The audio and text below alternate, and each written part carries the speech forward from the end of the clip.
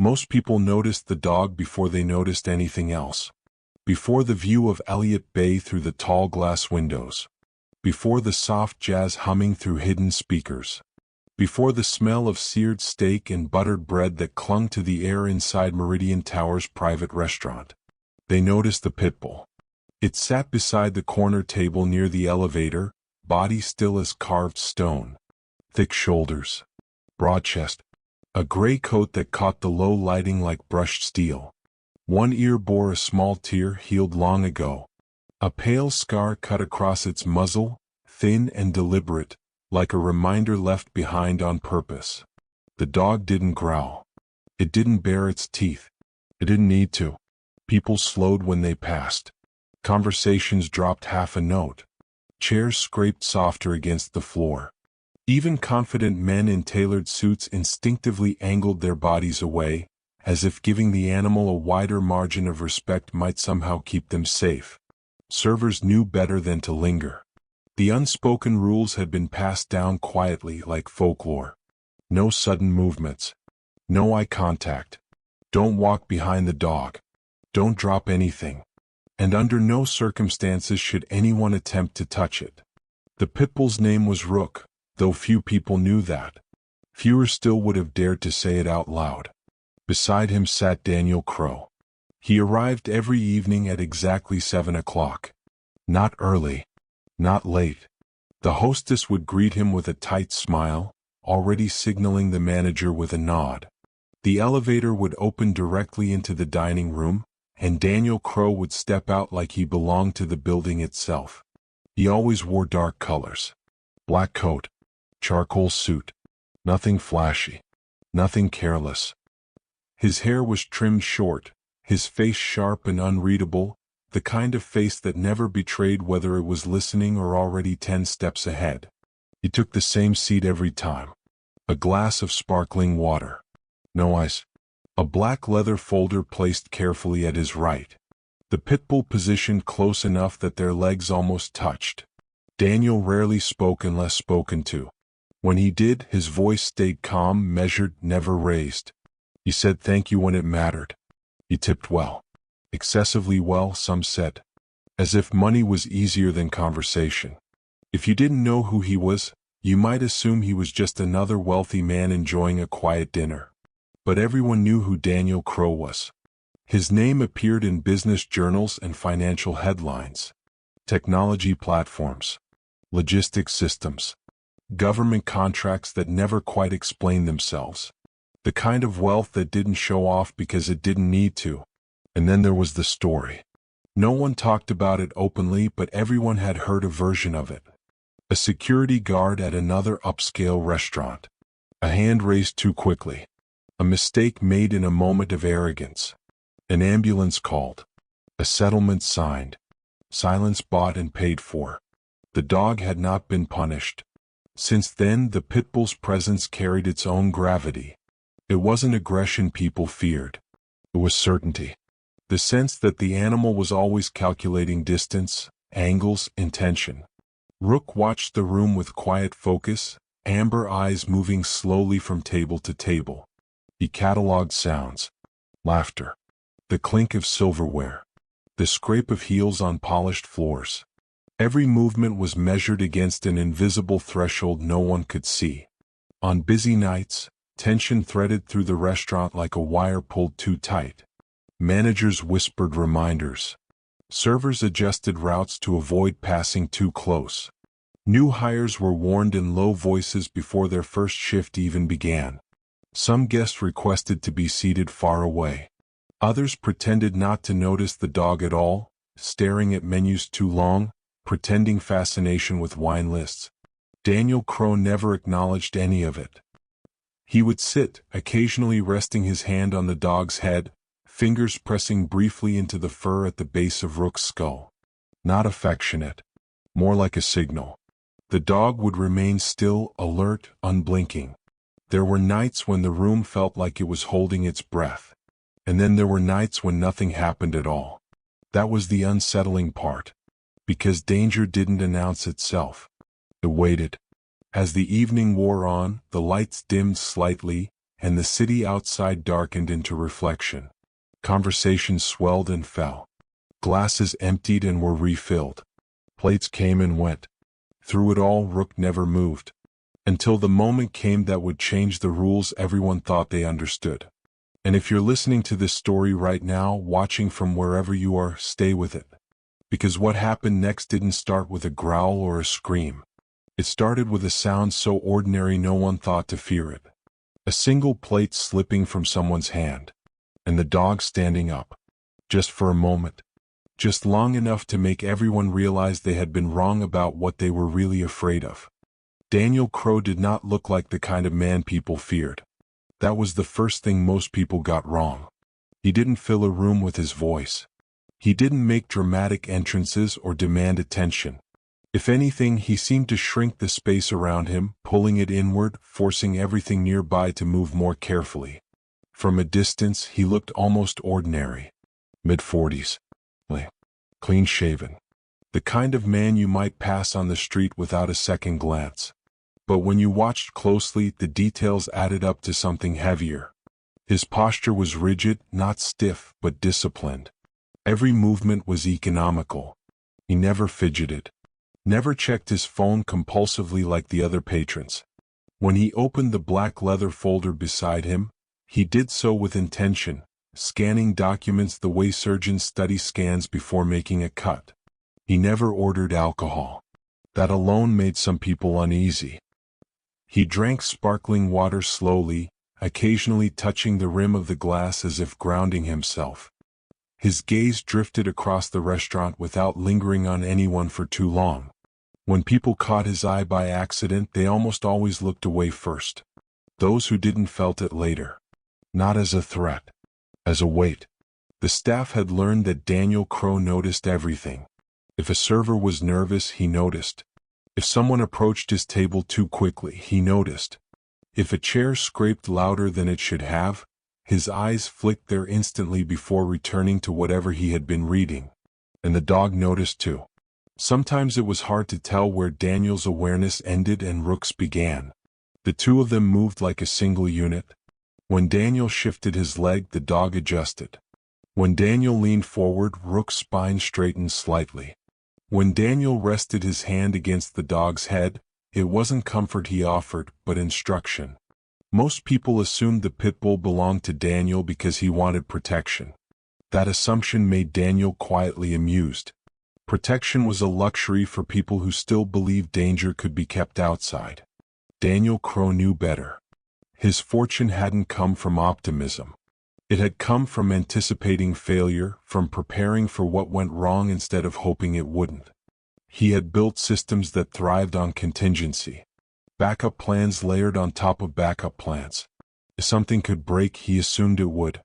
People called him cold. They were half right. Daniel wasn't cruel. He didn't enjoy causing harm. But he didn't waste energy on comfort either. Sentimentality had a way of clouding judgment, and judgment was the one thing he refused to surrender. The restaurant was one of the few places he allowed himself to sit still. No screens. No interruptions. No assistants hovering nearby. Just food, paperwork, and the quiet presence of an animal that did not lie. Rook had been selected carefully. Not for friendliness. Not for appearance. For precision. The dog had been trained to observe first, react only when necessary. No wasted motion. No false alarms. The kind of training that stripped away personality and replaced it with function. At least that was the intention. Daniel had paid a great deal of money to ensure that training was flawless. Yet even he had begun to notice small irregularities. Moments when the dog's attention drifted from exits and angles to something less tangible. A server's voice. A particular cadence of movement. Sounds that didn't fit the normal pattern of threat. Daniel told himself it meant nothing. He preferred explanations that could be measured. That night, as he sat reviewing a contract draft, his pen paused midline. Across the room, laughter rose too quickly, then fell. A chair scraped back. Somewhere behind him, porcelain shattered against the floor. The sound was sharp. Sudden. Wrong. Rook stood. not in alarm. In readiness. Daniel felt the shift immediately, a tightening in his chest he hadn't felt in years. His hand moved instinctively to the dog's head, fingers pressing down with quiet authority. "Stay," he said softly. The dog hesitated. Just a fraction of a second. That hesitation unsettled Daniel more than the noise ever could. Because Rook had never hesitated before. Daniel looked up, eyes tracking the room, searching for the source of the disruption. His gaze passed over frightened faces, frozen bodies, rigid postures. And then he saw her. Not yet close. Not yet doing anything extraordinary. Just standing there. Watching the dog with an expression that was neither fear nor arrogance. Something else entirely. For the first time in a very long while, Daniel Crow felt a question form in his mind. And questions, he knew from experience, were far more dangerous than answers. Tanya had learned early how to disappear in plain sight. Not because she wanted to, but because life had taught her it was safer that way. Quieter. You didn't draw attention. You didn't invite unnecessary trouble. You showed up, did your job well, and left before anyone thought to ask questions you couldn't afford to answer. That instinct had followed her into the Meridian Tower restaurant on her first day. She arrived 15 minutes early, hair pulled back tight, black uniform pressed but already soft at the seams from too many washes. The city was still shaking off the afternoon when she stepped inside, the air cool and expensive in a way she hadn't quite gotten used to yet. Meridian Tower wasn't like the diners or family restaurants she'd worked before. No laminated menus. No rushed smiles. Everything here moved slower, heavier, like time itself cost money. The manager barely glanced up as he checked her name off a clipboard. "Section C," he said. "Follow the floor pattern. Don't improvise." Tanya nodded. She was good at not improvising. She had been working since she was 16. Grocery stores, coffee shops, catering gigs, night shifts that bled into mornings. Jobs where you learned quickly that survival meant reading people before they spoke. She read the room now. The soft lighting. The low hum of conversation. The way seasoned servers walked with controlled ease, never bumping into one another. The way no one lingered near the corner table by the elevator. She noticed that too. The Pitbull. Even from a distance she felt it. Not fear exactly. More like awareness. The kind you get when you realize something in the room is paying attention in a way most people don't. The dog sat still, eyes moving slowly, deliberately. Not frantic. Not bored. Focused. Tanya didn't stare. She didn't look away either. She filed the image away and went where she was told. Her section stayed busy enough to keep her moving. Water refills. Orders taken. Plates carried with careful balance. The rhythm settled her. Work always did. It was only during a brief pause near the service station that the floor manager finally spoke to her directly. He leaned in slightly, voice lowered. "Table 17, he said. "You don't serve it." Tanya followed his gaze. The corner table. The man. The dog. "Okay," she said simply. "You don't approach it. You don't walk near it unless you have to. And you absolutely don't interact with the dog." She studied his face. There was no exaggeration there. Just caution layered over something older. "What happened?" she asked. The manager hesitated, then shook his head. "Doesn't matter. Just follow the rule." That answer bothered her more than the warning. Rules without reasons usually meant someone had paid a price already. The rest of the shift passed without incident, but Tanya found her attention drifting back to the corner table. Not in fear. In curiosity. The man didn't speak much. When he did, servers leaned in closer than necessary, as if proximity alone might shield them. His voice was low, controlled. He never smiled. And yet the dog didn't watch him. Not really. It watched the room. When a guest laughed too loudly, the dog's ears shifted. When someone stood too quickly, its posture adjusted. When silverware clinked sharply, its head turned. Tanya felt a strange pull in her chest, something half remembered. Her father had worked with dogs when she was younger. Not pets. Working animals. She remembered how he used to say the most dangerous ones weren't the loud ones. They were the quiet ones that thought before they acted. She hadn't thought about that in years. As the night wore on, fatigue settled into her shoulders. The kind that came from carrying more than trays. She welcomed it. Exhaustion kept memories at bay. Near the end of the shift, she passed closer to the corner than she meant to. Not close enough to break the rules. Just enough to feel the dog's presence shift. For a split second, the Pitbull's eyes met hers. There was no aggression there. Just recognition. Tanya's breath caught and she didn't know why. The dog looked away first. Her heart didn't slow until she reached the kitchen. She told herself it was nothing. Just nerves. Just a long day. But as she tied off trash bags and wiped down counters, one thought refused to leave her. That dog hadn't been watching for danger. It had been waiting for something. And somehow, without meaning to, Tanya had just stepped into its line of sight. By the time Tanya's second shift rolled around, the warning had already taken root. Not as fear. As awareness. It sat in the back of her mind while she buttoned her uniform. While she rode the bus north, watching the city blur past in streaks of gray and neon. While she tied her apron and checked the pen tucked into her pocket like a small ritual of control. Table 17. She hadn't asked again. People who worked long enough in service learned when silence carried more weight than answers. Still, the way the floor manager had lowered his voice stayed with her. The way he hadn't said don't worry. That night, the restaurant felt tighter. A private party occupied half the dining room. Laughter rolled too loud, too fast, bouncing off glass and steel. The kind of crowd that forgot where they were because money made them feel untouchable. Tanya scanned the room instinctively. The Pitbull was already there. Rook sat beside Daniel Crow, posture unchanged, eyes tracking movement with methodical precision. The scar across his muzzle looked sharper under the evening lights.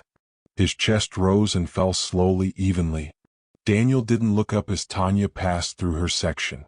He was reviewing something inside the black folder, pen moving with controlled strokes. The warning echoed again. Asterisk, you don't serve it. You don't walk near it. You absolutely don't interact with the dog. Asterisk. Tanya obeyed. At least she intended to. The problem with warnings was that they assumed control over circumstances. Restaurants didn't work that way. People didn't either. An hour into the shift, the noise level rose another notch. Glasses clinked too hard. A chair tipped slightly, caught at the last second. Someone laughed at the wrong moment. Tanya felt it before anything happened. A subtle tightening in the room, like a breath being held. She adjusted her route instinctively, skirting wider around the corner table than usual. Her tray felt heavier than before. Muscle memory kept her balanced. Then someone brushed past her from behind. It was quick. Accidental. A server moving too fast to impress the wrong table. Her elbow jolted. One plate slid. Time slowed in a way that felt cruel. Tanya saw the edge of the porcelain tilt. Felt the weight shift. Knew she wouldn't catch it in time. The plate hit the floor. The sound cracked through the restaurant like a gunshot. Conversation died mid-sentence. Every head turned. Tanya froze. Across the room the Pitbull stood.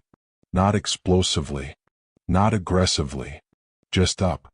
His muscles coiled beneath his skin, posture squared, head lifted. His eyes locked onto the source of the sound. Tanya's pulse hammered in her ears. She could feel the fear ripple outward, spreading from table to table. Chairs scraped back. Someone gasped quietly. The floor manager took an involuntary step forward, then stopped himself. Daniel Crow didn't move. His hand remained resting lightly on the table. His expression didn't change. But his eyes sharpened, cutting through the room toward the dog. "Stay," he said quietly. The word hung in the air. Rook didn't respond immediately. That hesitation, barely a second, stretched like a held breath that refused to release. Tanya felt something shift inside her. Not panic. understanding. She didn't think about consequences. Didn't think about the rules or the manager's voice or the story everyone whispered but never told fully. She thought about the dog. About how sudden noise triggered instinct. About how fear from a room full of people could feel like pressure closing in from all sides. Without realizing it, she stepped forward. Someone hissed her name behind her. Tanya. She didn't turn. She lowered herself slowly, careful to keep her movements deliberate, visible. She crouched just enough to bring herself closer to the dog's line of sight, palms open, voice steady. "Hey," she said quietly. The word wasn't a command. It wasn't a challenge. It was an acknowledgement. Rook's gaze shifted to her. Up close, his eyes weren't wild. They were alert, intelligent, working. "I know," she continued softly. It was loud. "You're doing your job." The dog stilled. Daniel Crow's head turned. For the first time that evening, he looked directly at her. The restaurant held its breath. Rook took a single step forward. And then, slowly, deliberately, he sat back down. The silence that followed felt unreal. Tanya straightened, heart pounding now that the moment had passed. She stepped backward carefully, never turning her back on the dog until she reached the service station. Only then did her legs start to shake. The manager stared at her like she just walked out of a burning building untouched. Daniel Crow kept watching her. And as Tanya wiped her hands against her apron, trying to steady herself, she knew something irreversible had just happened. Because the rules everyone lived by had broken. And the one person who noticed first wasn't the man. It was the dog. The rest of the night passed in fragments. Sounds reached Tanya a second too late. Voices blurred together. Her hands moved on autopilot, clearing tables, refilling glasses, nodding when spoken to. More than once, a guest asked if she was all right. She smiled and said yes because that was what you did. Inside, her chest still felt too tight. Every few minutes she felt it again, that awareness. The sensation of being observed without pressure or threat. When she glanced toward the corner table, Rook was no longer watching the room. He was watching her. Not openly. Not in a way anyone else would notice. But whenever Tanya shifted positions, whenever she stopped near the service station or moved toward the kitchen doors, the dog's gaze followed. Calm. Focused. Curious. Daniel Crow noticed it too. He didn't react. Not outwardly. But his posture shifted subtly, his attention drifting from the black folder in front of him more often than before. Once he lifted his glass and paused mid-sip, eyes narrowing slightly as Rook's focus moved again. When the manager finally approached Tanya near the end of the shift, his face looked pale beneath the warm lights. "What were you thinking?" he asked quietly. She considered lying. It would have been easier. "I wasn't," she said. "I was listening." "To what?" She hesitated. "To him." The manager followed her gaze to the dog, then quickly looked away. "You're lucky," he muttered. "Do you understand that?" "Yes," Tanya said. And she meant it.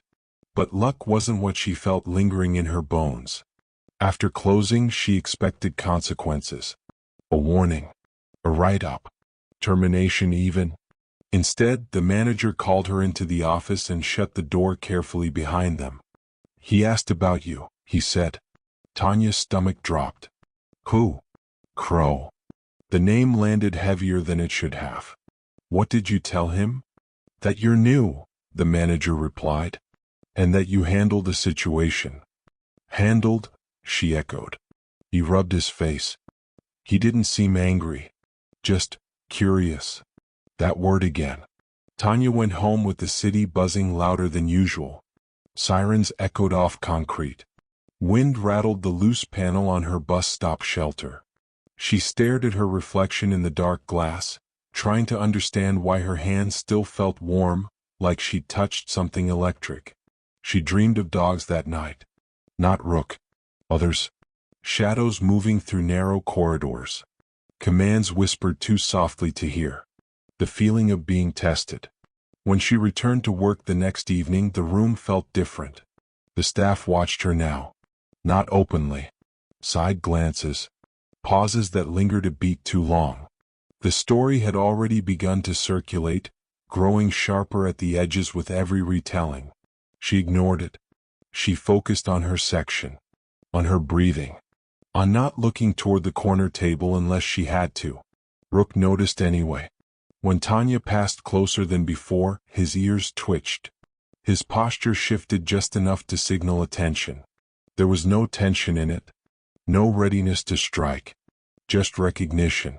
Daniel Crowe watched the exchange with a look she couldn't quite read. Later, as she refilled water glasses near his table, careful to stay just outside the invisible boundary everyone else respected, his voice stopped her. You grew up around dogs. It wasn't a question. Tanya turned slowly, met his gaze. Yes, she said. Professional training? He asked. My father worked with them, she replied. Security. Mostly. Daniel studied her face as if comparing it to something only he could see. That explains your confidence. She shook her head slightly. It wasn't confidence. What was it then? She glanced briefly at Rook, who was watching her openly now. Understanding. Daniel leaned back in his chair, fingers steepled. You shouldn't do that again. I won't, she said. It wasn't a lie. She didn't plan to repeat the moment. But she also knew plans meant very little where instinct was involved. As she walked away, she felt it again, the quiet pull. Behind her, Rook shifted, rising just enough to follow her movement before stopping himself. Confusion rippled through his body, visible only if you knew what to look for. Daniel noticed. His jaw tightened. Because whatever had happened between the dog and the waitress hadn't been trained. It hadn't been commanded. And for the first time since acquiring Rook, Daniel Crowe wondered whether the dog was responding to something he couldn't control. Something that had just walked past his table, and hadn't even realized what she'd awakened. By the third week, the rules had changed without anyone saying so. No announcement. No meeting. Just a quiet shift in behavior that everyone felt but pretended not to notice. Servers stopped warning Tanya away from the corner table. They didn't encourage her either. They simply watched. Watched how she moved. Watched how close she passed. Watched the dog. Rook had begun to anticipate her presence. When Tanya entered the dining room at the start of her shift, his head lifted before she was fully visible. Not abruptly. Just enough to confirm what his instincts already knew. If she crossed from the kitchen toward the service station, his gaze followed the arc of her movement, then returned to neutral once she settled. He never broke posture. But he never ignored her either. The strangest part was how normal it began to feel. Tanya didn't approach him. She didn't speak unless spoken to. She didn't test boundaries. She treated the dog the way she treated dangerous machinery, with respect, awareness, and no unnecessary bravado. That restraint mattered. Daniel Crowe noticed patterns before other people noticed emotions. He noticed that the dog's breathing slowed when Tanya was nearby, that his ears relaxed instead of pinning back, that sudden noises no longer triggered the same micro-adjustments when she was within sight. It bothered him. Not because it was dangerous, because it was uncontrolled. Rook had been conditioned to respond to Daniel's voice above all others. Commands had been reinforced through repetition, consequence, precision. Bonding had never been part of the design. Emotional reliance created unpredictability, and unpredictability was risk. Yet here it was. Quiet. Persistent. Uninvited. Daniel tested it once. A server dropped a tray at the far end of the room, not close enough to cause alarm but loud enough to register. Daniel didn't move. He didn't issue a command. Rook's body tensed slightly. Then his eyes flicked to Tanya, who was standing near the bar, hands folded loosely at her waist. She didn't look at him. She didn't speak. She simply exhaled, slow and steady as if calming herself. The dog relaxed. Daniel's fingers curled slowly against the tabletop. Later that night he broke his routine. "Tanya," he said as she passed with a tray of empty glasses. She stopped. Yes. You don't have to avoid us, he said. The words were neutral, but the implication wasn't. She considered him carefully. I wasn't avoiding you. Then what were you doing? Respecting space, she replied. Yours. His. Daniel studied her for a long moment. Most people respect rules. You respect instincts. That's because rules don't always keep people safe, she said evenly. He didn't argue. That silence stretched between them, weighted with things neither of them was ready to name. The staff sensed it too. Conversations hushed more quickly when Tanya and Daniel spoke. The manager hovered closer than necessary, pretending to reorganize menus or check reservations. No one intervened. It was as if the room itself had accepted a new balance. For Tanya, the familiarity unsettled her more than the danger ever had. She started noticing details she hadn't before. The way Daniel's jaw tightened when Rook shifted unexpectedly. The faint crease between his brows when the dog's attention drifted from exits to people. The fact that Daniel never once praised the dog. Never rewarded him verbally. Only corrected. There was control there. But not connection. One evening, as Tanya cleared a nearby table, she heard Daniel speak softly to the dog. Focus. Rook complied instantly. But his eyes returned to Tanya the moment Daniel looked away. She felt it then, a ripple of something deeper than recognition. Memory. That realization sent a chill through her. Dogs remembered patterns. Smells. Emotional states. Training cues buried deep enough to resurface when triggered by the right stimulus. She told herself she was projecting. Reading meaning where there was none. Still, she began adjusting her movements unconsciously. Slowing when she passed. Keeping her tone even when speaking nearby. Creating predictability. Rook responded every time. Daniel began to watch Tanya the way he watched contracts before signing them. Not suspiciously. Cautiously. As if trying to determine where the risk actually lay. The breaking point came quietly. Near the end of one shift, Daniel stood to leave earlier than usual. Rook rose with him, posture aligned, ready to follow. Tanya was nearby, wiping down a station. As Daniel stepped toward the elevator, Rook hesitated. Just like before. His body angled toward Tanya instead. Not enough to disobey. Enough to reveal intention. Daniel stopped mid-step. Slowly, deliberately, he turned back toward the dog. Come, he said. Rook followed. But the delay was unmistakable. Daniel felt something cold settle in his chest. Because training didn't produce hesitation. An instinct, once awakened, didn't go back to sleep. As the elevator doors closed, Daniel glanced back through the glass. Tanya was still standing there, unaware of what she had just confirmed. And Rook, pressed close to Daniel's side, was already watching the doors where she had been. Waiting. As if something unfinished had just begun. The night everything truly shifted didn't announce itself. It didn't arrive with raised voices or flashing lights. It came in quietly, disguised as a routine dinner rush, the kind of night where mistakes happened simply because too many people were trying to move at once. The restaurant was full.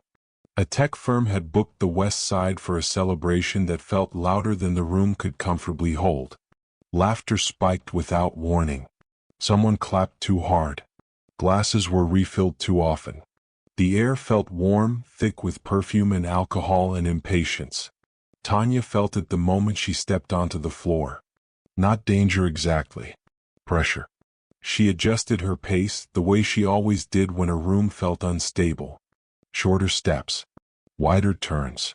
She kept her tray balanced carefully, eyes scanning not just her section but the flow of bodies moving around her.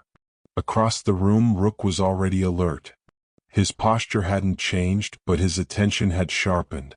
The easy rhythm of his breathing had tightened just enough for Tanya to notice. His gaze moved faster now, tracking hands, shoulders, sudden shifts in motion. Daniel Crow sat still, but Tanya could see it in him too. The subtle readiness. The quiet calculation.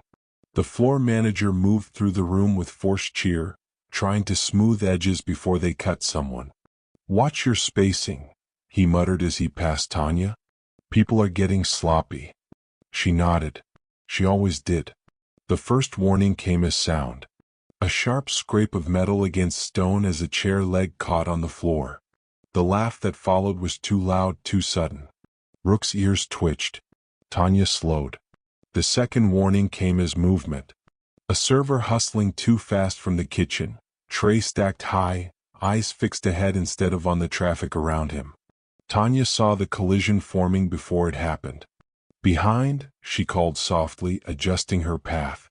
He didn't hear her. Their shoulders brushed. The tray wobbled. For one frozen heartbeat, everything balanced on the edge of disaster. Then gravity decided. Plates slid. One tipped. Then another. Porcelain shattered against the floor. The sound cut through the room like a crack of lightning. Every conversation died. Rook stood. Not halfway. Not cautiously. Fully. His body coiled, weight shifting forward, eyes locked on the epicenter of the noise. Muscles rippled beneath his coat, tension radiating outward like heat. Someone gasped.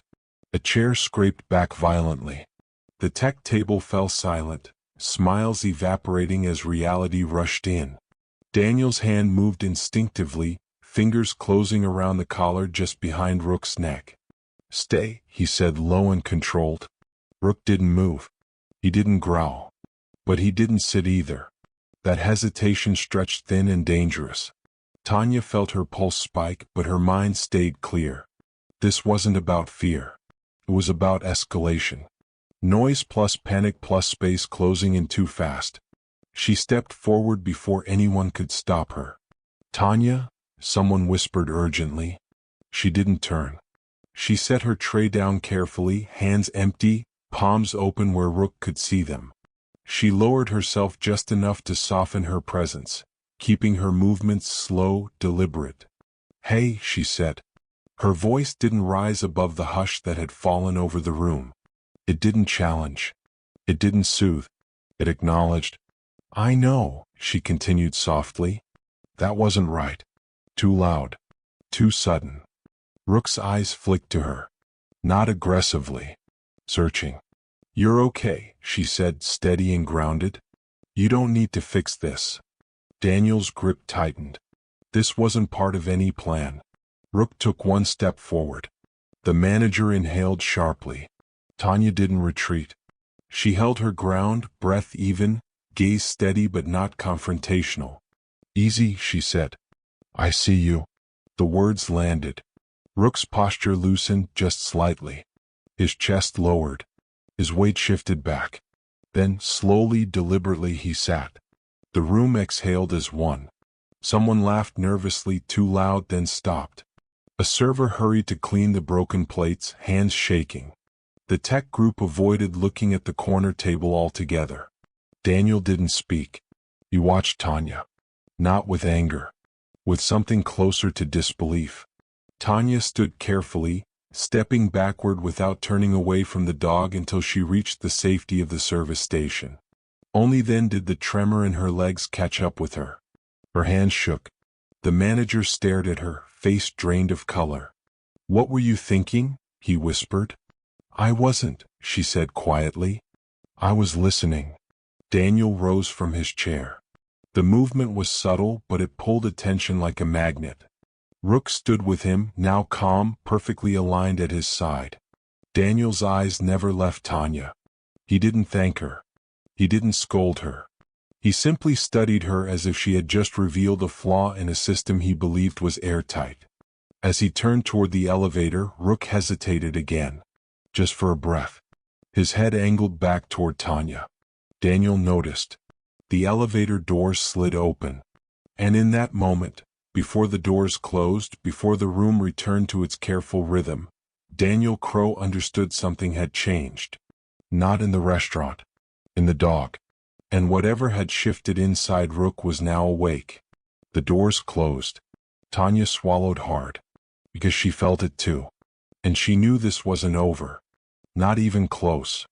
The silence after the elevator doors closed felt heavier than the moment before. The restaurant tried to return to itself. Conversations restarted in cautious fragments. Laughter came back thin and forced, like people were testing whether it was safe to make noise again. The manager supervised the cleanup personally, nodding too much, thanking guests too quickly. Tanya leaned against the service station, palms pressed flat against the cool counter until the shaking in her hands slowed. She had crossed a line. Not one written down anywhere. One everyone understood without speaking. No one said her name out loud, but she felt eyes on her from every direction. Some curious, some impressed, some openly alarmed. The Pitbull had sat for her. That fact hung in the air like smoke. Later, when her section thinned and the rush eased, the floor manager approached again. His voice was low, careful. "You can take a breather if you need to." "I'm fine," Tanya said. He studied her face. Crow asked who you were. Her stomach tightened. "What did you say?" "That you're new," he replied. "And that you handled the situation." "Handled?" Again. She nodded, unsure what else to do with that information. Daniel Crow didn't return that night. But Rook did. Not physically. In presence. Tanya felt it every time she crossed the floor. A quiet awareness, like a tether she hadn't agreed to but couldn't deny. When she moved closer to the corner table, even empty now, she felt her breathing change. Her father's voice surfaced uninvited. Asterisk dogs don't follow authority first. They follow clarity. Asterisk. She hadn't thought about him in years. Not like this. Not with such sharpness. She finished her shift and stepped outside into the cool night air, the city humming around her. The walk to the bus stop felt longer than usual. Every shadow seemed more defined. Every sound a little sharper. At home, sleep refused to come. Her dreams were restless. Corridors again. Concrete floors. Dogs pacing behind chain-link gates. The sound of a whistle. A hand resting briefly on her shoulder, steady and reassuring. When she woke, her heart was racing. The next evening, the tension followed her back into the restaurant. Rook was already there. Daniel sat at the corner table, posture composed, expression unreadable. But the moment Tanya entered the room, the dog's head lifted. Not abruptly. Purposefully. Daniel noticed. His fingers paused mid-motion as he closed the leather folder. Tanya kept walking, heart thudding but face calm. She didn't acknowledge either of them directly. She focused on her section, on her breathing, on not letting anticipation turn into fear. It didn't matter. Rook tracked her anyway. Not like prey.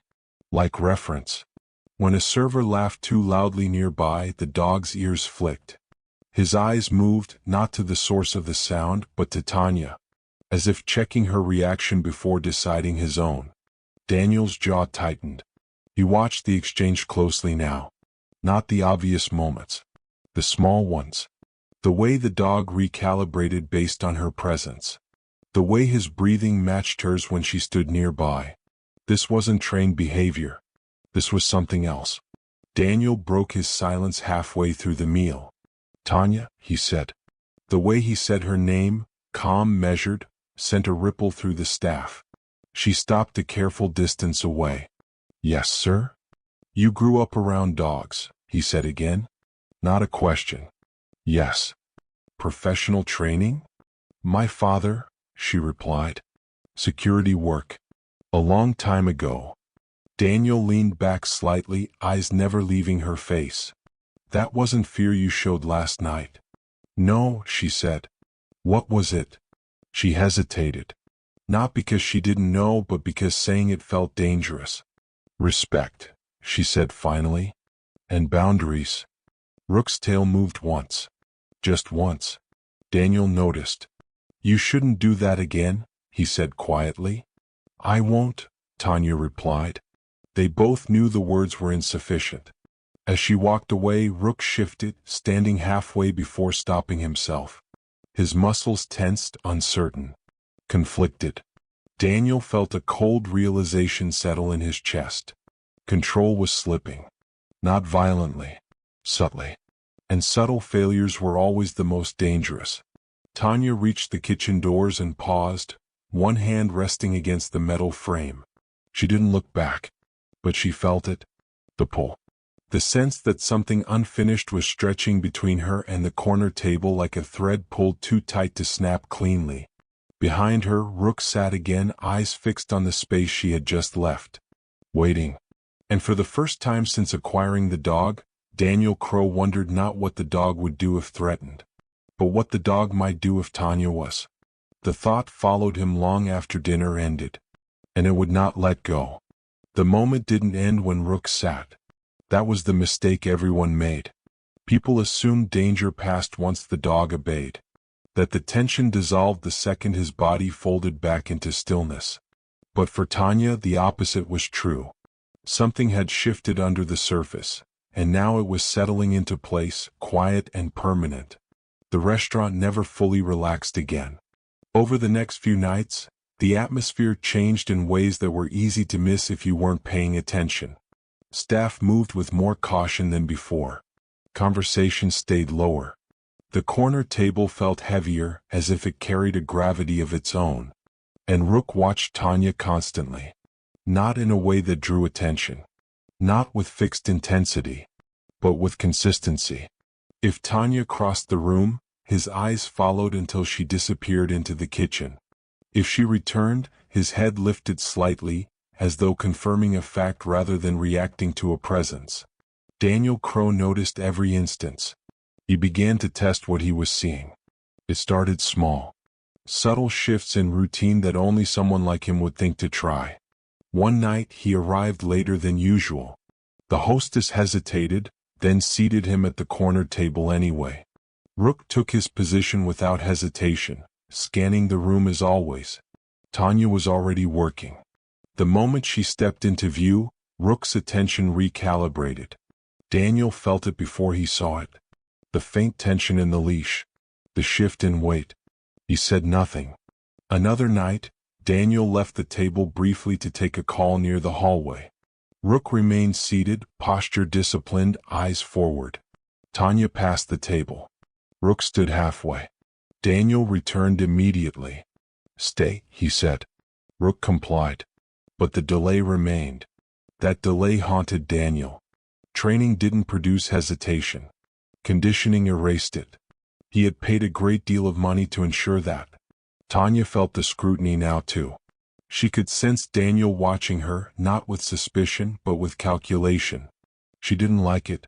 Being observed that way reminded her too much of interviews she couldn't afford to fail, landlords deciding whether she was worth the risk, managers weighing whether she was replaceable. She kept her distance. But distance didn't break connection. One evening, a child at a nearby table laughed sharply, the sound sudden and high. Rook's ears snapped upright. Before Daniel could react, Tanya did. She stopped where she was, inhaled slowly, exhaled even slower. Rook relaxed. Daniel's fingers tightened around his glass. That was when he knew. This wasn't coincidence. It was pattern. Later that night, after the last dessert had been cleared and the room thinned, Daniel spoke again. "You adjust yourself," he said quietly as Tanya stood a few steps away. She looked at him. "Excuse me? Your breathing," he continued. "Your pace. You do it intentionally." She hesitated. "It's habit." "For what purpose?" "So the room doesn't escalate," she said. "People mirror tension. Dogs do too." Daniel studied her. "You think you're regulating him." "I think he's reading me," she replied. "There's a difference." Rook's gaze shifted between them, alert but calm. Daniel leaned back in his chair. "That dog was trained not to read anyone but me." Tanya met his eyes. "Training doesn't erase memory." The words landed harder than she intended. Daniel's expression tightened. "Memory of what?" She shook her head.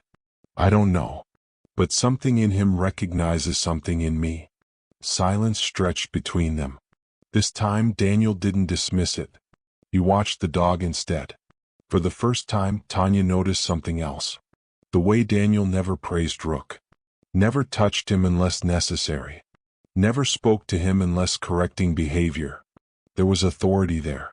Control. But there was no warmth. The realization unsettled her. Rook wasn't bonded to Daniel. He was loyal.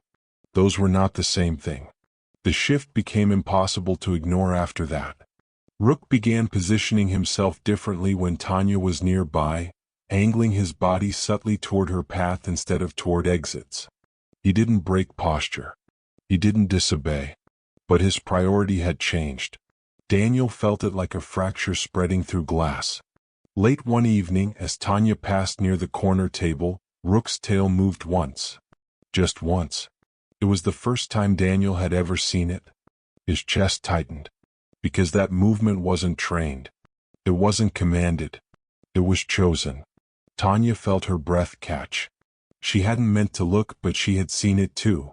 A flicker of something that felt dangerously close to connection. She looked away quickly, heart pounding. Daniel watched her retreat. In that moment, a realization surfaced that unsettled him more than any threat ever had. Whatever held Rook's attention now wasn't authority. It wasn't money. It wasn't fear. It was something quieter. Something earned. And Daniel Crow had no idea how to take it back. Daniel Crow did not believe in coincidences. That belief had served him well for decades. It was the reason he trusted systems over people, data over instinct, preparation over hope. Patterns existed because something caused them. When something repeated, it meant it could be studied, anticipated, controlled. Rook's behavior no longer fit that worldview. Daniel sat at the corner table longer than usual that night, long after his plate had been cleared, long after the restaurant began its slow descent into closing routines. He didn't open the black folder. He didn't touch his glass. He watched. Tanya moved through the room with the same quiet efficiency she always had. She didn't perform.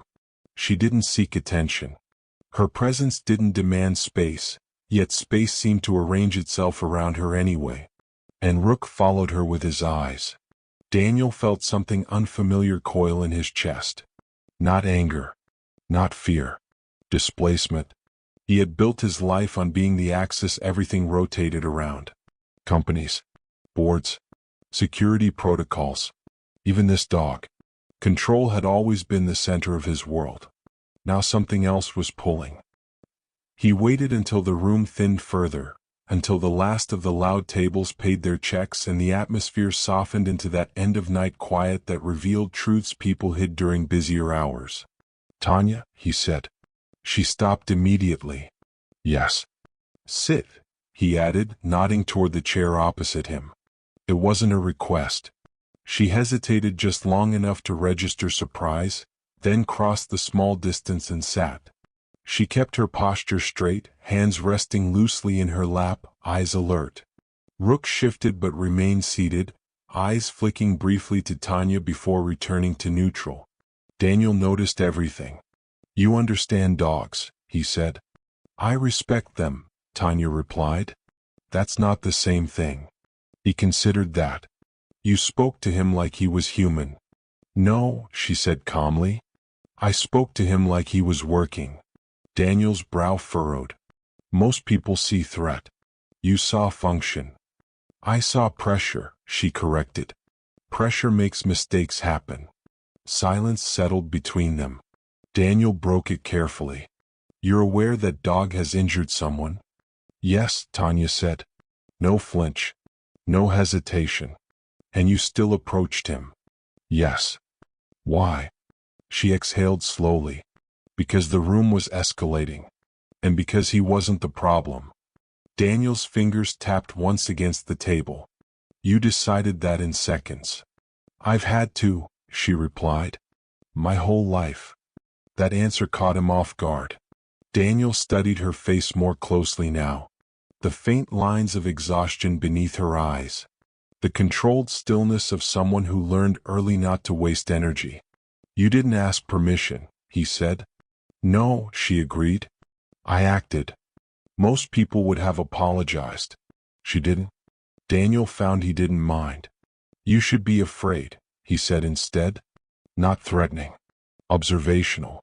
She met his gaze evenly. Fear would have made it worse. Rook's ears twitched at the shift in tone. Daniel placed a hand lightly on the dog's head, grounding himself as much as the animal. He's not supposed to respond to anyone else. Tanya glanced at the dog, then back at Daniel. He's not responding to me. He's responding to regulation. Explain. When things get loud, chaotic, unpredictable, he looks for a reference point, she said. Someone stable. Someone who isn't feeding the chaos. Daniel leaned back slightly. And you believe that's you? I believe he decided it was, she replied. I didn't ask him to.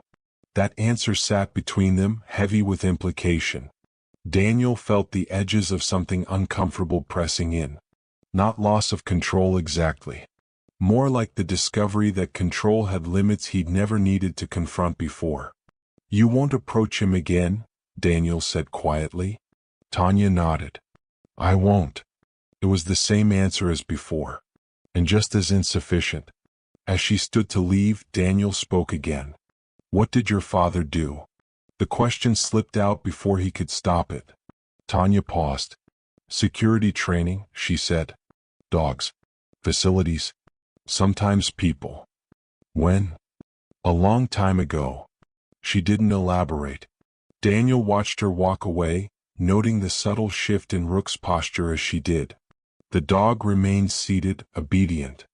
But his eyes followed her until she disappeared into the kitchen. Daniel's chest tightened. That night he stayed seated long after the restaurant closed. Long after the staff finished cleaning. Long after Tanya had left. He replayed the moments again and again. The hesitation. The recalibration. The tale. He had paid experts to eliminate variables like this. And yet here it was. Not loud. Not violent. Just persistent. As he finally stood to leave, Daniel issued a soft command. Focus. Rook complied instantly. But as they walked toward the elevator, the dog's head turned slightly, gaze lingering on the corridor Tanya had disappeared down hours earlier. Daniel felt the certainty settle in his bones. Whatever connection had formed was no longer accidental.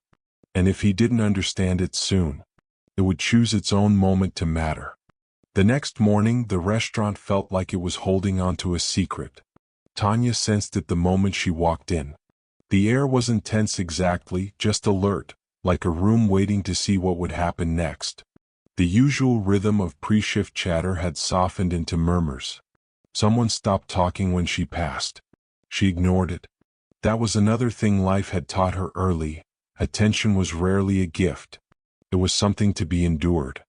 The floor manager pulled her aside before service began. You okay? He asked, pretending to straighten a stack of menus. I'm fine, Tanya said. He studied her face. Crow didn't complain. That's good? He asked for your name again. Her stomach tightened. Again? The manager nodded. And your schedule. Tanya felt a flicker of irritation beneath the unease. Why? I didn't ask. She exhaled slowly. Neither should you. The manager gave a tight smile, the kind people used when they didn't have control but wanted to appear like they did. Just be careful. Careful was relative. That night, Daniel arrived on time. 7 sharp. Same seat. Same glass of sparkling water. Same dog. Rook settled beside him with mechanical precision, posture perfect, eyes scanning the room. But the moment Tanya appeared on the floor, something softened. Not visibly. Not enough for most people to catch it. Enough for Daniel. He didn't acknowledge her immediately. He let the evening unfold as usual, watching the patterns repeat. Watching the dog recalibrate.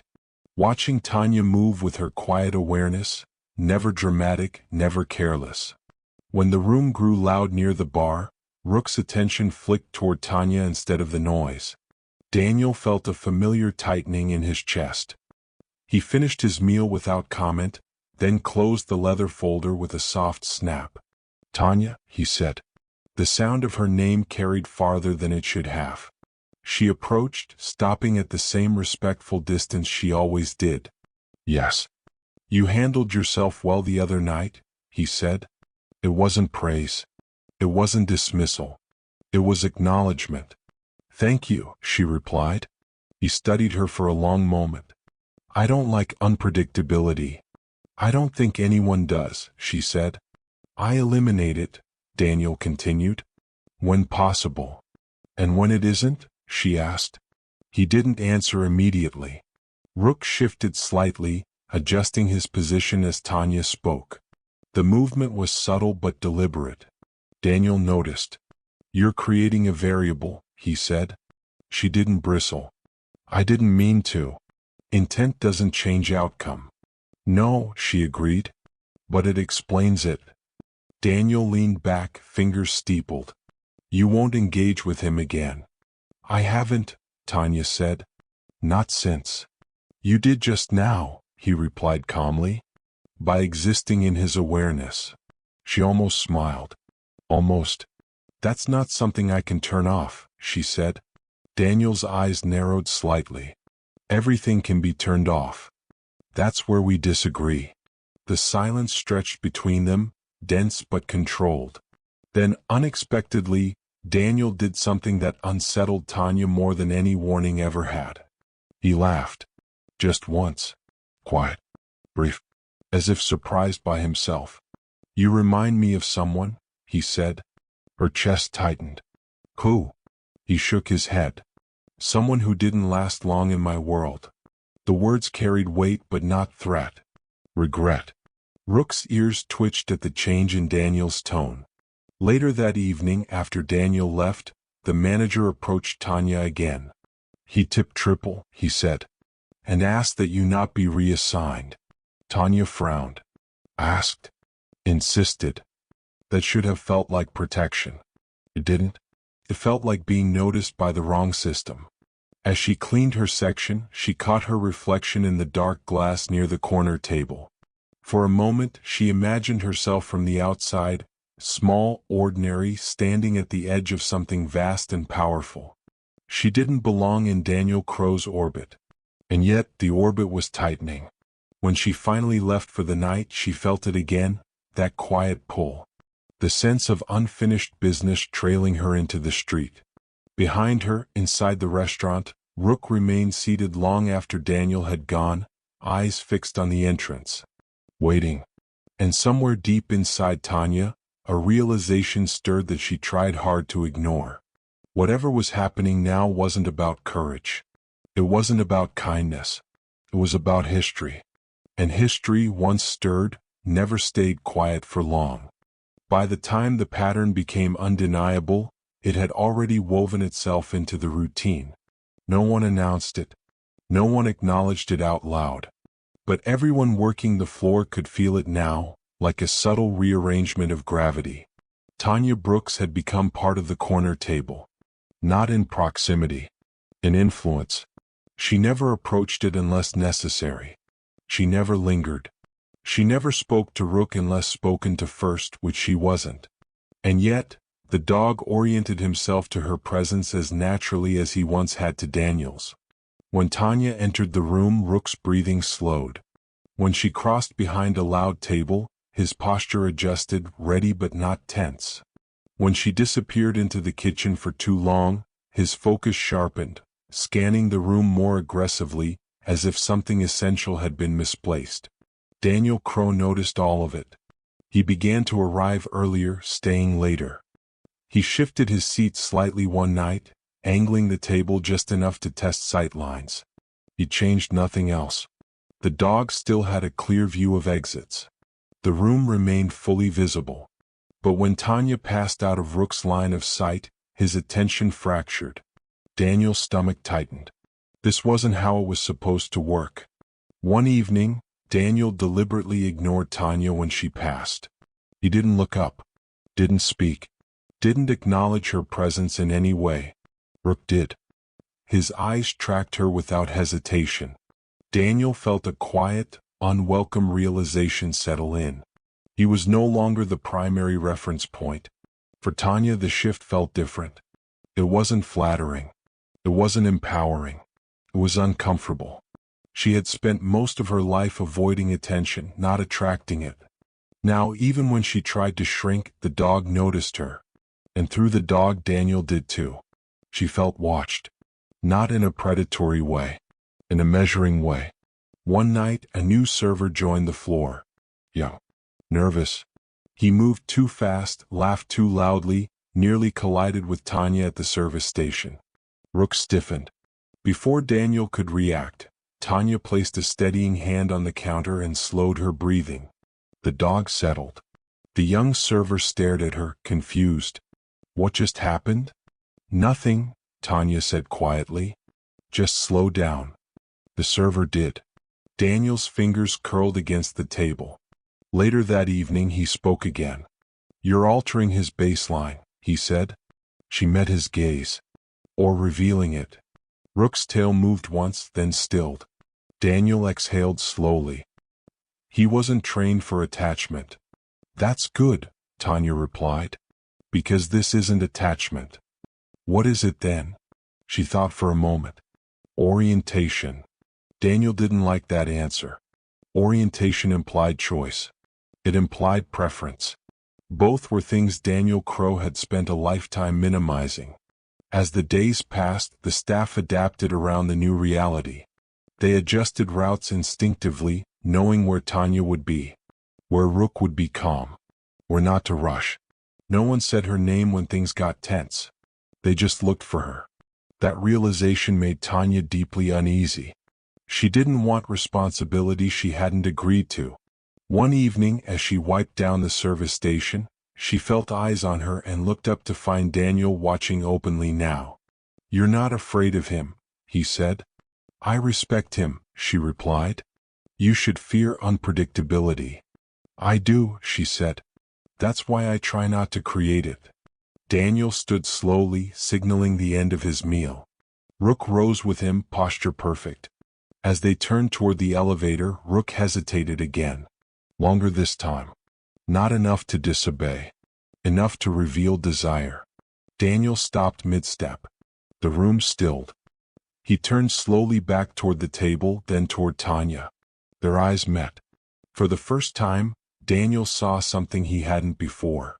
Not confidence. Resolve. And beneath it, something quieter. Recognition. He issued a soft command. Come. Rook obeyed. But the space between command and compliance stretched thin and fragile. As the elevator doors closed, Daniel felt the truth settle heavy in his chest. Whatever was forming between the dog and the waitress was no longer incidental. It was structural. And structures, once compromised, didn't collapse immediately. They waited. For the exact moment when pressure made failure unavoidable. Daniel Crow didn't sleep that night. He lay in the dark of his penthouse, city lights flickering across the ceiling like distant signals, replaying the same moments on a loop. The hesitation. The recalibration. The way Rook's attention bent, subtly but unmistakably, toward someone who was not supposed to matter. By morning, Daniel had reached a conclusion he trusted more than instinct. He needed information. That evening he arrived earlier than usual. 6:45. The restaurant was still settling into its pre-dinner rhythm, chairs being aligned, glasses polished to a precise shine. The corner table waited, untouched. Rook took his position, posture perfect, eyes already scanning. Tanya arrived 10 minutes later, unaware of the shift in timing. The moment she stepped onto the floor, Rook's head lifted. Daniel watched carefully. Sit, he said quietly, not because the dog had stood, but to test response. Rook complied instantly. Daniel's jaw tightened. He waited until the room filled, until the sound level rose just enough to mask private conversation. Then, when Tanya passed nearby with a tray balanced on one palm, he spoke. Tanya, he said. She stopped. Yes. Sit with me. It wasn't phrased as a request. The manager froze across the room. A server nearly dropped a glass. Tanya hesitated only a second before stepping forward and taking the seat opposite him. She kept her posture straight, eyes level, hands relaxed but ready. Daniel studied her as if she were a document he hadn't yet decided to sign. "You said your father trained dogs," he began. "Yes." "For whom?" "Private contractors," she replied. "Security firms, warehouses, transit facilities." Daniel nodded slowly. "Did he ever work in Nevada?" The question landed heavier than it should have. Tanya's fingers curled once against her palm, then relaxed. "Why?" "Answer the question," Daniel said evenly. "Yes," she said after a pause. "Once." Rook's ears twitched. Daniel leaned forward slightly. "Did he ever train Pitbulls?" Tanya exhaled. "Among others." Daniel felt something cold slide into place. "Did he ever work on a dog designated unstable?" The room seemed to pull inward. Tanya's eyes sharpened.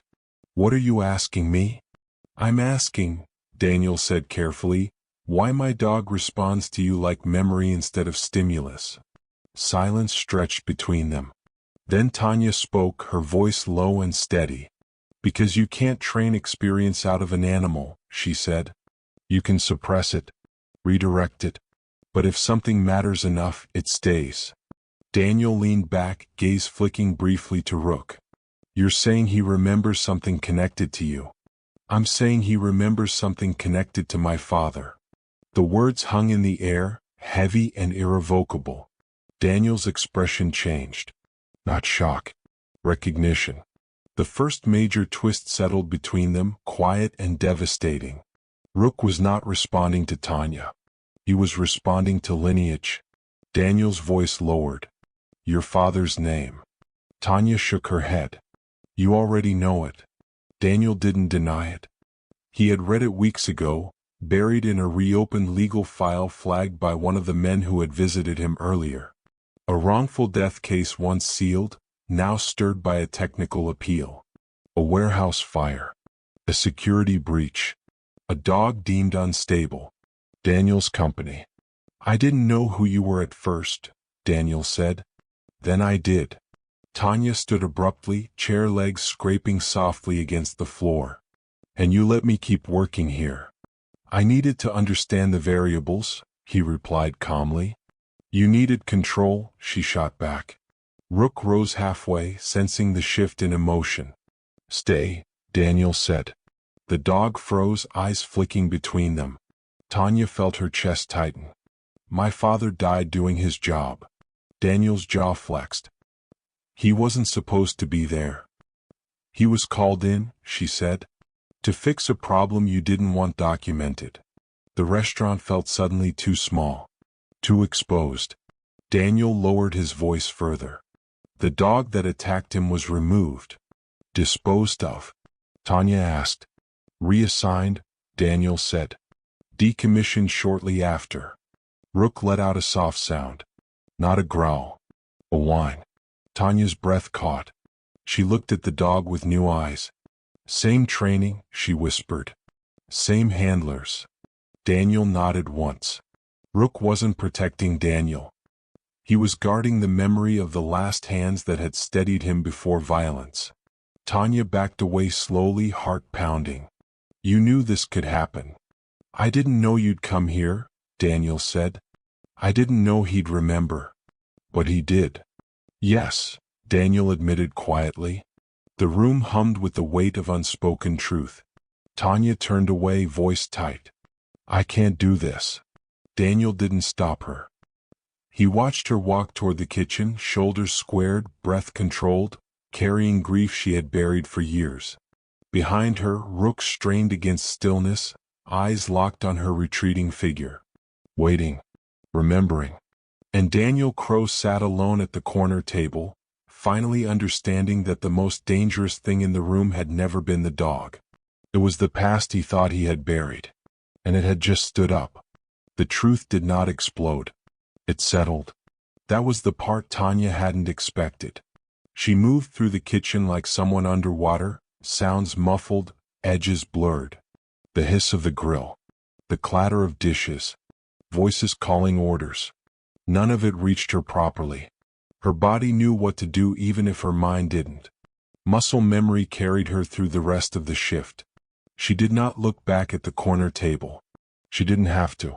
She could feel Rook's attention like a weight between her shoulder blades, steady and aching. The same way she used to feel her father's presence when he stood behind her as a child, watching her learn to move around unfamiliar dogs. Slow is calm, he used to say. Calm keeps everyone alive. Daniel Crow remained seated long after she disappeared from view. The words replayed in his head, stripping away the narratives he had built to live with himself. You're not who he's guarding. He had dismissed it then, corrected it, filed it under ignorance. Now it sat in his chest like a lodged shard. Rook lay at his feet, posture relaxed but attention fractured. His gaze flicked toward the kitchen corridor every few seconds, ears angling, body responding to absence more than presence. Daniel rested his hand on the dog's head, not to command but to steady himself. You don't remember, he murmured. Rook didn't respond, because memory didn't require language. By closing time, the restaurant had returned to its careful order. Tables wiped. Floors swept. The illusion of normalcy restored. Tanya clocked out without speaking to anyone. The manager started to say something, then stopped himself. Some things were beyond schedules and staffing. Outside, the night air hit her hard. Cold, clean, unforgiving. She walked instead of waiting for the bus. Every step brought images she had worked hard to bury. Her father kneeling beside a dog, voice low and even. His laugh when a training session finally clicked. The way he smelled like metal and soap when he came home late. And then the call. The warehouse. The fire. The explanation that never quite explained anything. She had accepted it because she needed to survive. Now survival demanded something else. The next evening, Tanya returned to work. She almost didn't. But running had never undone truth. The moment she stepped inside, she felt it. The room knew. Rook knew. The dog rose the instant he saw her, body angling toward her without restraint this time. Daniel stood as well, faster than she had ever seen him move. Stay, he said sharply. Rook froze. The tension in the room snapped tight. Tanya didn't approach. She didn't retreat. She stopped exactly where she was, breath steady, hands loose at her sides. This can't continue, Daniel said, voice controlled but strained. She met his gaze. You don't get to decide that alone. This is dangerous. No, she replied quietly. What you did was dangerous. This is consequence. Rook let out a low sound, not aggressive, not submissive. Grief. Daniel swallowed. You think I wanted it to end that way? I think you wanted it contained, she said. Clean. Quiet. Silence. Other diners pretended not to listen. No one fooled anyone. You paid, Tanya continued. You settled. You erased the record. I followed legal advice. You followed convenience. The words landed like blows precisely because they were measured. Rook sat slowly, eyes never leaving Tanya. You said he wasn't bonded to you, Daniel said. You were right. Tanya nodded once. Because bonding requires care, not control. Daniel's jaw tightened. Then what do you want? The question surprised them both. Tanya didn't answer immediately. She looked at Rook. At the scar on his muzzle. At the discipline layered over something gentler and older. I want the truth acknowledged, she said finally. Not buried. Not softened. Daniel exhaled slowly. Publicly? No, she said. Honestly. The distinction mattered. The room seemed to hold its breath. Daniel looked down at the dog, then back at her. For the first time, uncertainty edged his voice. And him? Tanya's throat tightened. He deserves peace. Daniel closed his eyes briefly. Because peace required relinquishing control. And control was the one thing he had never given up willingly. Rook shifted, settling into stillness, as if waiting for a decision older than both of them. The kind that could not be undone. And Tanya understood with aching clarity, that whatever Daniel chose next would not just redefine the past. It would decide what kind of man he was willing to become, or expose the truth he had spent years avoiding. The room waited. So did the dog. The men arrived without warning. Not through the front door, but through the service elevator that bypassed the dining room entirely. Dark suits. No visible badges. The kind of presence that didn't belong to guests and didn't ask permission. Tanya noticed them first. She was refilling water at a nearby table when the air shifted. That same pressure she'd learned to trust. Conversations around her softened instinctively, even before anyone could say why. Rook sensed them at the same time. His posture stiffened, muscles tightening beneath his coat, attention sharpening toward the corridor that led to the private hallway. Not alarmed. Focused. Daniel looked up. The timing was not accidental. The taller of the two men leaned down and murmured something near Daniel's ear. His voice was low, but Tanya caught fragments as she passed. Appeal granted. Sealed deposition. Wrongful death. Her hand tightened around the picture. Her father's name followed. Soft. Careful. Spoken like a thing that could still bite. Her breath caught. She kept walking.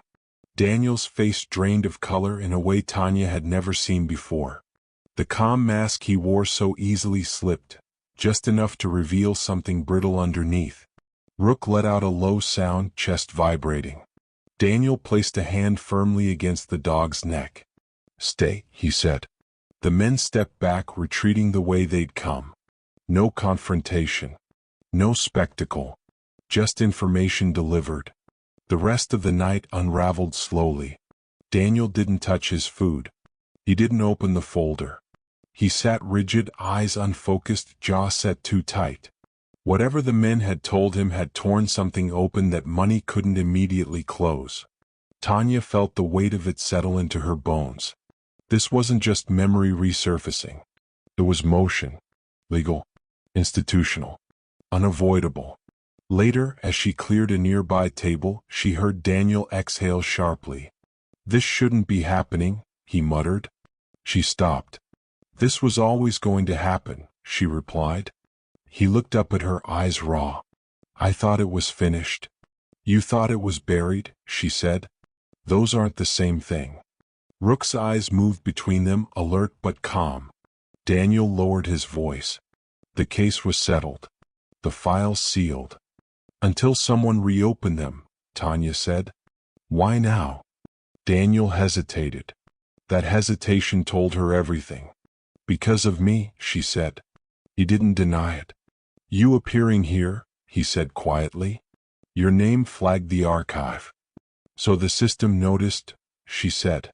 "Even if you didn't want to." Daniel's lips pressed thin. "They'll ask questions." "They should," she replied. Rook let out another low sound, tail flicking once against the floor. The restaurant felt suddenly fragile. Walls too thin. Glass too clear. Daniel stood abruptly, chair scraping softly. "We can't do this here." Tanya nodded. "Agreed." They moved to a quieter corner near the service hallway, not private but removed enough to lower voices. The manager hovered nearby, pretending to inventory wine bottles while clearly listening. "You think I orchestrated this?" Daniel asked. "No," Tanya said. "I think you believed silence was enough." "It was," he said. "For years. Until it wasn't." Rook remained between them, grounding the space, his presence oddly stabilizing now. "They'll look at training records," Daniel continued. "Handlers. Contractors. They'll find my father's name," Tanya said. "And yours." Daniel's shoulders slumped slightly, the weight of inevitability pressing down. "What do you want from me?" he asked again. Tanya met his gaze steadily. "I want you to stop protecting yourself." He scoffed softly. "That's not how survival works." "It is if you're the one with power," she said. The word struck harder than accusation. For the first time, Daniel looked genuinely uncertain. "I can make this quieter," he said. "Limit exposure." Tanya shook her head. That's what started this. Rook shifted, leaning slightly toward her. Daniel noticed. The dog had chosen his reference point again. Then this will get messy, Daniel said. Yes, Tanya replied. It already is. The sounds of the restaurant returned slowly around them. Forks against plates, low laughter, music drifting back into awareness. But the tension didn't ease. Because somewhere beyond the walls, files were being opened. Names spoken aloud again. And consequences, long delayed, were finally waking up. Rook sat between them, steady and silent. As if he'd been waiting for this moment all along. The interview request arrived the next morning. Not by email. By certified letter. Tanya stared at the envelope at her kitchen table, fingers resting lightly on the seal, as if pressure alone might change what it contained. The return address belonged to a firm she recognized immediately. Federal contractors. Risk assessments. Independent review. They were taking this seriously. She didn't open it right away. Instead, she made coffee she didn't drink and sat listening to the quiet hum of the refrigerator. Her phone buzzed twice on the counter. Unknown number. She let it ring. Then again. She exhaled and answered. Tanya Brooks. This is Daniel Crow. No greeting. No preamble. I assumed, she said. I received the same letter. That surprised her. You weren't expecting that? I was expecting subpoenas, he replied. Not invitations. She pictured him somewhere sleek and controlled, jaw tight, already calculating angles. They want context, she said. Before it becomes hostile. Yes, he agreed. And they want it fast. Silence stretched between them. Finally he said, You should have counsel. I will, she replied. I can recommend. No. The word landed cleanly. I need you to understand something, Tanya continued. This isn't about compensation. Daniel exhaled. It never is. Until it is. Not this time, she said. This is about truth. He didn't argue. They met later that day, not at the restaurant but in a neutral space. A quiet public library with wide windows and long tables. No staff hovering. No witnesses pretending not to listen. Rook wasn't there. That absence felt loud. Daniel arrived early, a legal pad in front of him, notes already written. Tanya sat across from him, posture straight, hands folded. You remember the warehouse fire, she said. Yes, Daniel replied. Every detail. That's not possible, she said calmly. Because the details were managed. He stiffened. The training contract, she continued. Your security firm subcontracted the handlers. Safety procedures were altered to meet your timeline. Daniel's jaw tightened. The official report was written after, she interrupted. My father flagged the ventilation system. He delayed the drill. Daniel's pen froze. He called me that night, Tanya said. Said something felt wrong. He told me not to wait up. The library felt suddenly too quiet. He went back in because the dogs panicked, she continued. They weren't responding to commands. Daniel closed his eyes. The system failed, he said. No, she replied. People did. The words hung between them, heavy but precise. They'll ask about Rook, Daniel said. Why he bonded. Tanya nodded. Because my father worked with him. Before the contract changed hands. Before you tightened control. Daniel swallowed. Rook was never aggressive, Tanya said. He was sensitive. He needed trust. Daniel looked down at his notes, then set the pen aside. I trained him to obey. And removed everything else, she said. The realization cut deep. Do you regret it? She asked. He hesitated. Yes, he said quietly. But regret doesn't undo outcomes. No, she agreed. But it informs responsibility. They sat in silence for a moment. I could still shape the narrative, Daniel said. Protect the company. And yourself, Tanya added. Yes. She leaned forward slightly.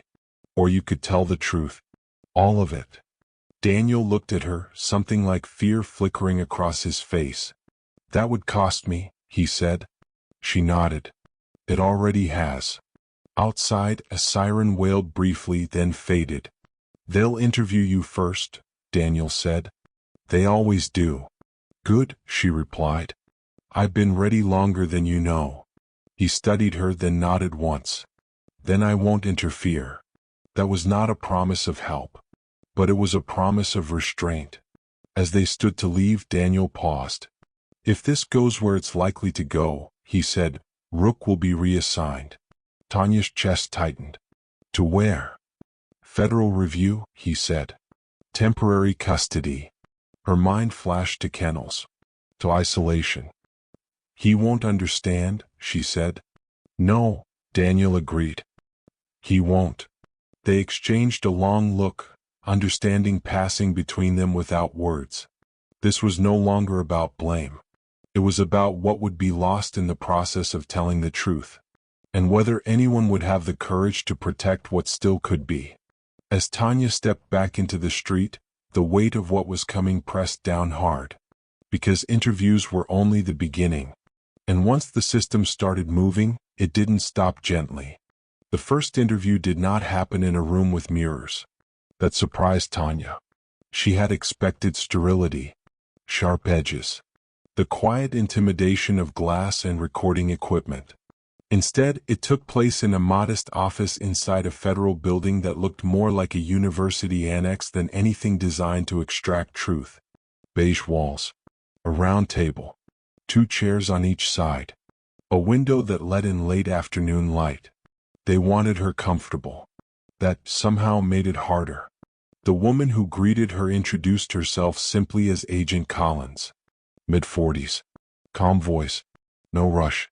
Her partner, Agent Ramirez, stayed mostly quiet, taking notes with deliberate care. They offered water. Tanya accepted. No one pressed record immediately. Before we begin, Collins said, I want to be clear. You're not here as an accused party. Tanya nodded. I know. You're here because your name appears in multiple places it shouldn't, Collins continued. And because animals don't behave the way Rook does without a reason. That made Tanya's fingers tighten around the cup. They didn't start with the fire. They started with her childhood. Her father's work. The weekends at training fields. The way dogs learned tone before commands. How fear traveled faster than aggression. She spoke carefully. Not guarded. Precise. When she described the night of the warehouse fire, Collins didn't interrupt. Ramirez stopped writing. What did your father tell you exactly? Collins asked. Tanya closed her eyes for a moment. Not for drama. For accuracy. He said the drill schedule had been moved up. That ventilation hadn't been tested after the layout changed. He said he didn't like how rushed everything felt. Did he name anyone? Ramirez asked. No, Tanya said. But he said the pressure was coming from above the handlers. Collins nodded slowly. And after the fire? The settlement came fast, Tanya said.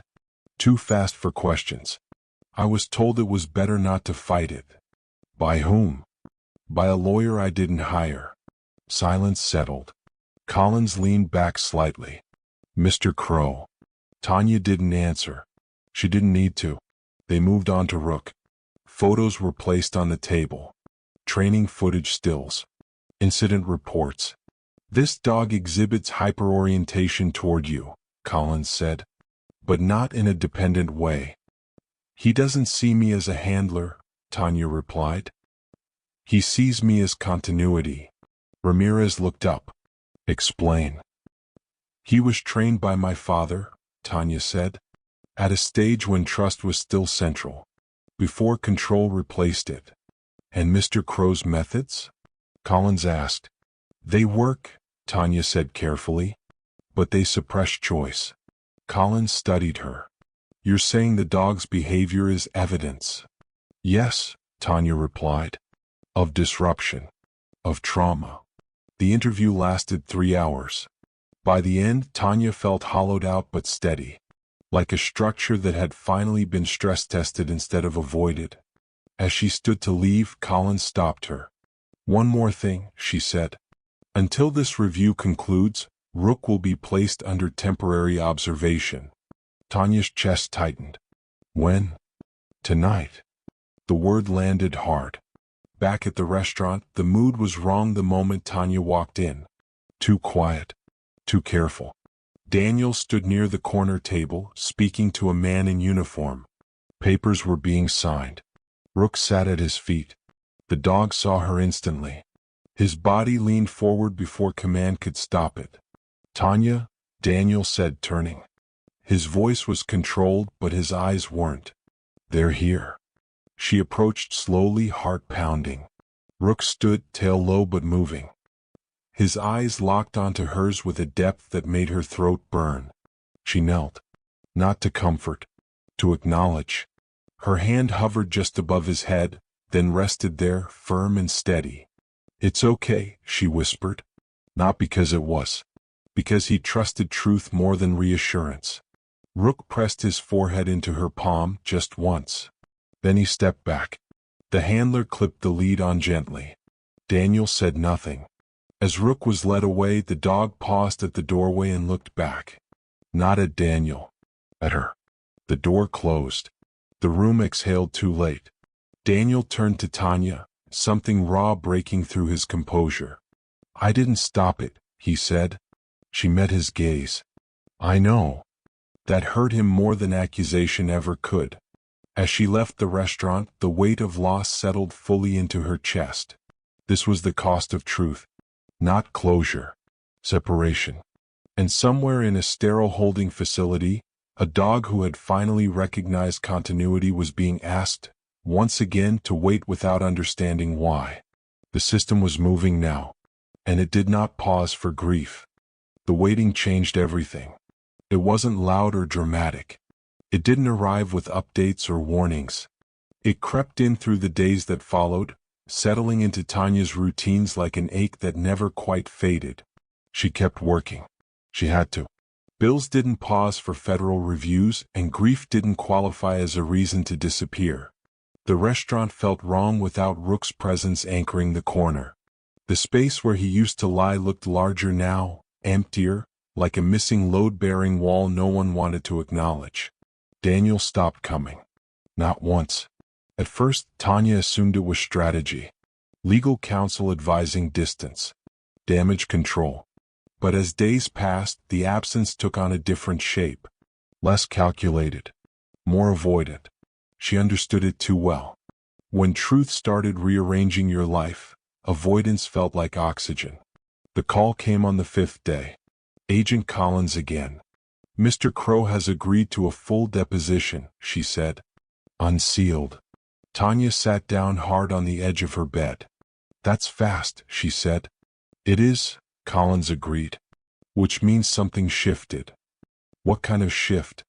The kind that doesn't come from lawyers. That night, Tanya dreamed of the warehouse. Not the fire. The moment before.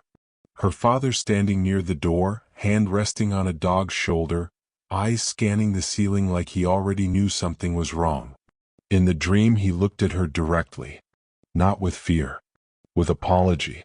She woke before dawn, heart pounding, the words he'd never gotten to say pressing against her chest. Later that morning, she received another call. Different number. "Daniel." "I need to see you," he said. "Why?" she asked. "Because I'm about to do something irreversible." They met at the same library. Daniel looked older. Not physically. Something else. Like a man who had finally stopped holding his breath and realized how much air he'd been denying himself. "They showed me the original footage," he said without preamble. "The unedited training logs." Tanya said nothing. "I ordered the timeline compressed," he continued. "I told myself it was operational necessity." "And now?" she asked. "And now I see what I erased." His hands shook slightly as he folded them together. "I testified this morning," Daniel said. "Without counsel." That caught her attention. They advised against it, he added. Strongly. Why do it? Tanya asked. Because Rook broke pattern, he said quietly. And patterns don't break without cause. The admission landed heavier than apology ever could. They'll make examples, Tanya said. Yes, Daniel replied. Of me. Silence stretched between them. And the dog? She asked. Daniel hesitated. That's the problem. Tanya's chest tightened. He hasn't adjusted well, Daniel said. He's compliant. But detached. That word cut deep. Dogs like Rook don't detach, Tanya said. They withdraw. Daniel nodded. The evaluators noticed. Then you know what that means, she said. Yes, he replied. They'll declare him unstable. Her hands clenched. And then? They'll recommend permanent reassignment, Daniel said. Possibly euthanasia if he fails integration. The word echoed. Clinical. Final. Tanya stood abruptly. No, she said. That won't happen. Daniel looked up at her, something like desperation flickering across his face. I don't know how to stop it. You do, she said. You just don't want to lose what's left. He stared at her. What are you asking? He said. I'm asking you to say on record that you interfered with his training, Tanya said. That his current state is the result of your directives. That would make me fully liable, Daniel said. Yes, she replied. That's what responsibility looks like. Daniel closed his eyes. For a long moment, Tanya thought he wouldn't do it. Then he nodded. I'll file the addendum, he said. Today. It wasn't forgiveness. It wasn't redemption. It was alignment. As Tanya left the library, her phone buzzed again. Agent Collins. There's been a development, she said. Regarding Rook's placement. Tanya stopped walking. Yes, she said carefully. He's responding to one variable, Collins continued. Consistently. Tanya already knew. They want to test supervised contact, Collins said. With you. Tanya's breath caught. When? She asked. Soon, Collins replied. Before the system decides for him. Tanya looked up at the sky, clouds moving slowly overhead, indifferent and vast. For the first time since the truth surfaced, hope didn't feel like a betrayal. It felt like something fragile, something earned, and something that could still be taken away if anyone hesitated now. The day of the supervised contact arrived quietly, almost innocuously. The facility smelled of disinfectant and polished concrete, the kind of sterility that made every sound echo just enough to remind you how fragile control really was. Tanya stepped into the room, heart pounding but posture straight, hands folded loosely at her sides. She wasn't here to perform. She was here to witness, to act as a reference point for someone who had been trained to obey but never allowed to choose. Rook was already there. He sat in the corner, eyes sharp, body taut but still, every muscle ready to react if commanded. The leash was held by a handler, but the tension between them was different this time. The dog wasn't looking for authority. He was waiting for clarity. Tanya knelt slightly as she had that night at the restaurant, just enough to be visible, calm, and grounded. Her movements were deliberate, measured. She exhaled slowly. Rook's ears twitched, his eyes locking on her instantly.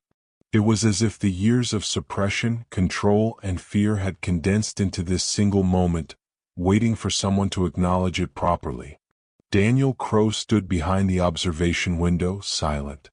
He had signed the official addendum, taking responsibility for the directives that had disrupted Rook's training, but it didn't feel like closure. Responsibility could be documented, but it didn't heal the past. The handler gave a small nod, a signal Tanya recognized from her father's early lessons. Let the dog make the first choice. Rook rose slowly, muscles rippling beneath his gray coat, but he didn't move toward her immediately. He paused, eyes studying her like he had studied every corner of a room for years, trying to calculate whether this was safety or risk.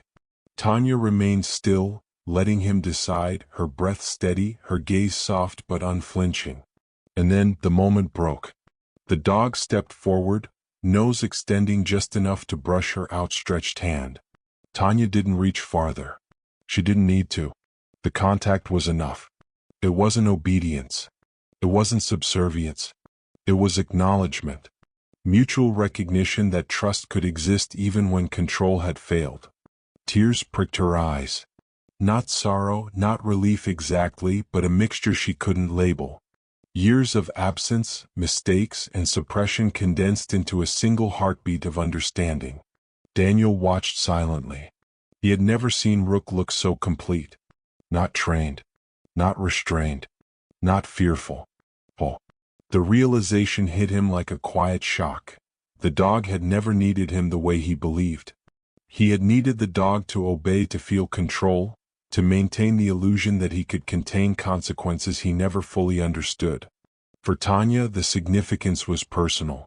Her father's memory, the mistakes that had been buried too quickly, the consequences that had been silenced, they all converged here.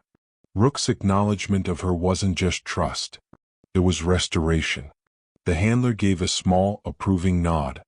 Rook stayed close to Tanya, tail relaxed, muscles loose but alert. For the first time in months, he wasn't a machine. He wasn't a weapon. He was a living being responding to clarity and consistency. Daniel stepped away from the observation window, the weight in his chest easing slightly but leaving a lingering ache. Responsibility had been claimed. Consequences were being faced. Nothing was erased. Nothing would be forgotten. But the most important thing had shifted. As Tanya prepared to leave the facility, she looked back at Rook. He tilted his head slightly, a subtle acknowledgement, then settled into a calm, poised stance. It wasn't farewell. It was understanding. Outside, the city moved on as if nothing had changed. Cars hummed over asphalt, pedestrians drifted past coffee shops and newsstands, unaware that inside a quiet room, the past had been reconciled with a present that demanded awareness, respect, and trust. Tanya exhaled and took the first real breath she had allowed herself in months. She felt the weight of loss, the sting of injustice, and the ache of unresolved grief. But now there was clarity. There was balance. And for the first time, the fragile thread between responsibility and redemption felt tangible. Some things were healed, some things remained, but in the quiet strength of a dog who had finally chosen trust, Tanya understood the truth. History doesn't vanish. Consequences don't disappear. But acknowledgement, courage, and presence could finally change what came next. She walked out into the city night, shoulders squared, heart steady, ready to face whatever came. And somewhere behind a secure glass door, a dog who had known loss and control and fear finally knew consistency, recognition, and the one person who saw him for who he truly was. The system would move, decisions would follow, and life would continue. But in that room, for that moment, justice had a form that no document could capture. A bond rebuilt, silent but absolute, between a girl, her father's legacy, and a dog who remembered. The decision came 2 weeks later. Not by phone. Not by letter. By presence. Tanya was back at the restaurant, tying her apron with the same quiet care she always had, when she felt it, that subtle shift in the room that no one could quite name but everyone recognized now. The manager looked up from the host's stand. A server paused mid-sentence. Daniel Crow walked in. He looked different. Not diminished. Not broken. Unarmored. There were no men in suits with him. No handlers. No legal buffer. Just Daniel, standing there like a man who had finally accepted that control was not the same thing as strength. And beside him, no leash. No muzzle. Just a simple collar and a calm, steady presence that grounded the space the moment his paws touched the floor. The room fell silent. Rook didn't scan for exits. He didn't tense. He didn't assess threat. His eyes found Tanya immediately, and his body followed. He crossed the room with purpose, not urgency, stopping a few feet from her. He sat, straight-backed, alert, waiting.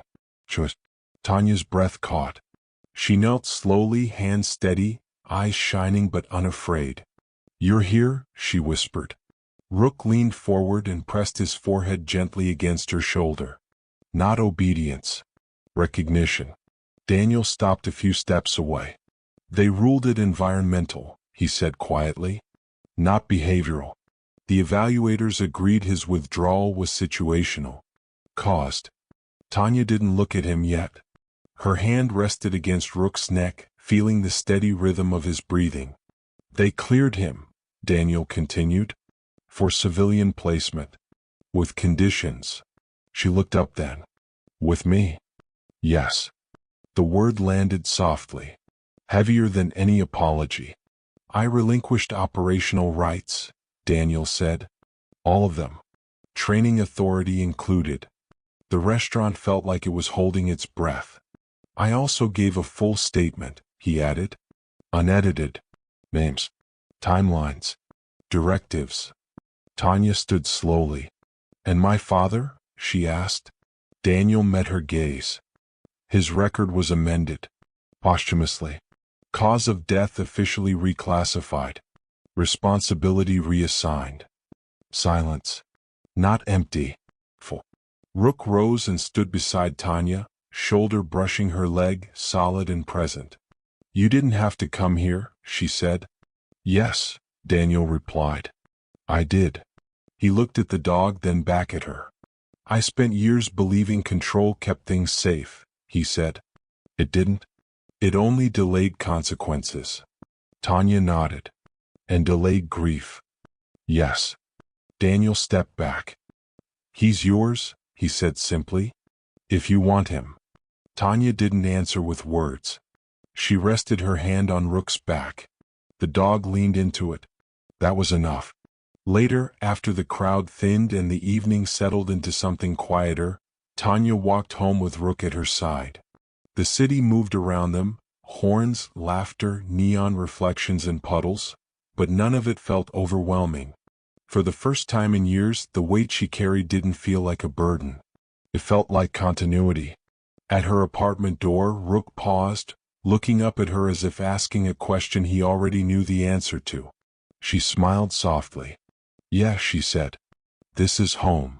Inside, as Rook settled onto the floor with a long, satisfied exhale, Tanya sat beside him, hand resting against his shoulder, feeling the truth of it settle in. Justice hadn't been loud. It hadn't been perfect. But it had been honest. And sometimes that was enough to change everything. If this story moved you even quietly, stay connected. There are more stories like this, about truth surfacing when no one expects it, and about small acts that carry enormous weight. And if you're listening from somewhere right now, you're part of that moment too. Because some bonds aren't built through power. They're built through presence. And those are the ones that last.